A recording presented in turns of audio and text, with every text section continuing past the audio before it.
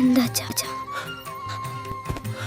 നിന്റെ ചേച്ചിയുടെ മുറിയുന്നു ഒരു ശബ്ദം.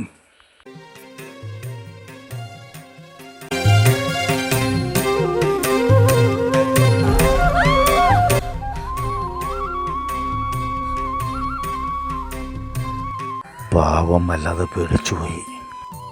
അമ്മയുടെ കൂടെ പോയി കിടന്നു, അച്ഛൻ്റെ കൂടെ കിടന്നു.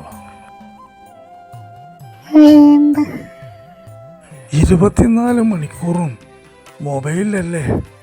തലച്ചോറിന് ഒരു റെസ്റ്റില്ലാഞ്ഞിട്ടാ പേക്കിനാവ് കാണുന്നത്. ഇങ്ങനെ ചില ദീനരോധനങ്ങൾ ഉണ്ടാവുമ്പോഴാ ഇവിടെ ഒരു കുടുംബം താമസം ഉണ്ടെന്നൊക്കെ മനസ്സിലാവണം. കാലം മാറി. സാരില്ല, ഒന്നും മിണ്ടണ്ട. ഇതൊന്നും പാവാച്ചന് കിട്ടിയിട്ടില്ല. അതുകൊണ്ട് തന്നെ അച്ഛന് പാവം തോന്നും മനസ്സിലാവൂല. കുറെ സിംഹങ്ങൾ വളർത്തിയതാണ്. സ്നേഹം ഉള്ളിലേ പാടൂന്ന അതാ പഴയ നിയമം.